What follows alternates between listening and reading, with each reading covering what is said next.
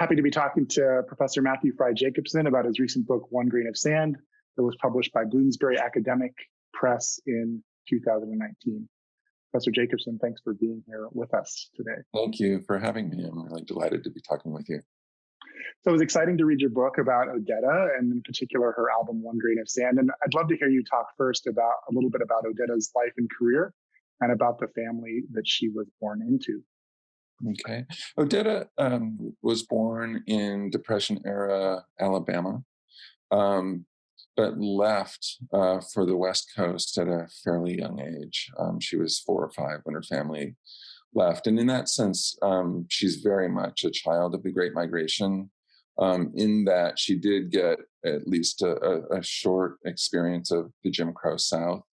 And in fact, some of her earliest memories of overt racism were actually on the train on the way out of Alabama. But they settled in Los Angeles, where she grew up very much in a kind of more cosmopolitan, certainly, than Alabama, in the sense that one of her best childhood friends was a Japanese American girl who ended up being interned shortly after Odetta's family moved to Los Angeles.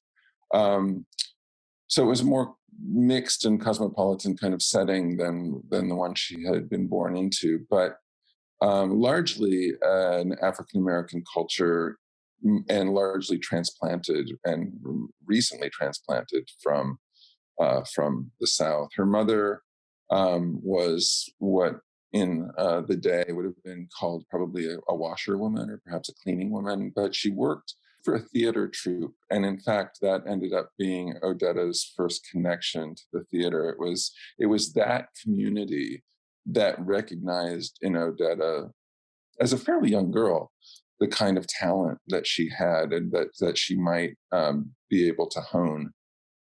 And that community actually pitched in to sponsor her classical training. So she was classically trained as a singer and ultimately a performer. She goes on to attend college in the theater arts, and really is studying to be a classical singer. People talked about her as the next Marian Anderson, which ultimately is something that she chafed at. As she says, I didn't want to be the next anything. I wanted to be me. And she found her way kind of flukishly into the folk world in North Beach in the Bay Area, and decided to throw aside everything that she had been trained to do and to pick up folk music. That was in the early 50s. She had been in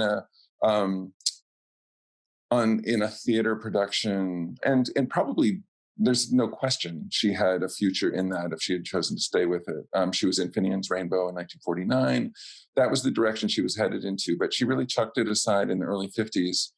And by 1954, she's cutting her first album, which is a folk album. And I think that is the thing that drew me to her as an object of study, and just someone who I admire so much. The beauty of her music and the power of her voice and her talent is just, it's majestic.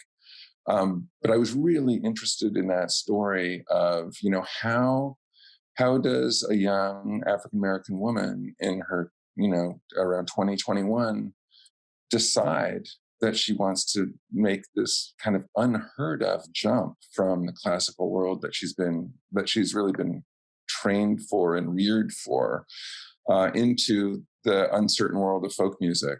And I just think it's a fascinating story from just the kind of performance and arts angle, but the politics of it are also fascinating. She, from the beginning, really talked about the folk repertoire as a resource for African Americans. So her first album is 1954. She's already fairly famous nationally by 1957, 1958. This is a period where there really was no such thing as African American studies in the curriculum at any level.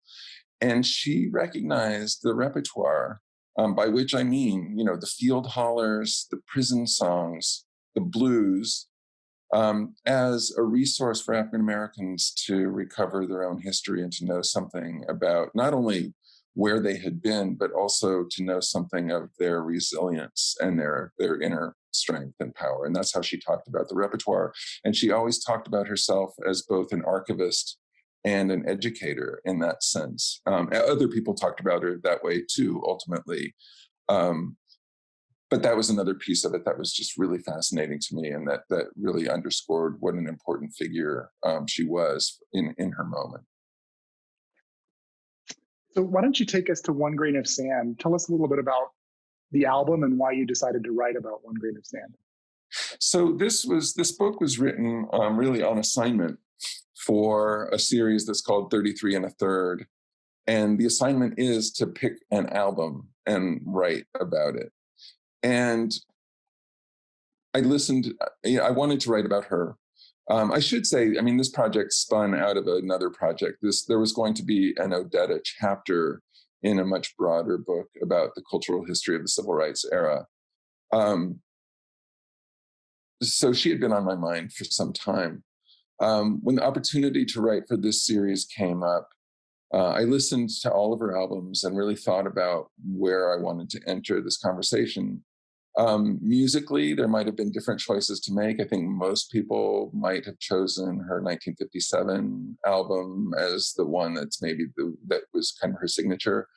But One Grain of Sand is, by anybody's measure, one of her best albums and one of her most important. And for me, as a historian, the most important thing about it was that it was released in 1963. Same year that she appears on the stage alongside all of those other luminous figures in both the arts and politics at the March on Washington.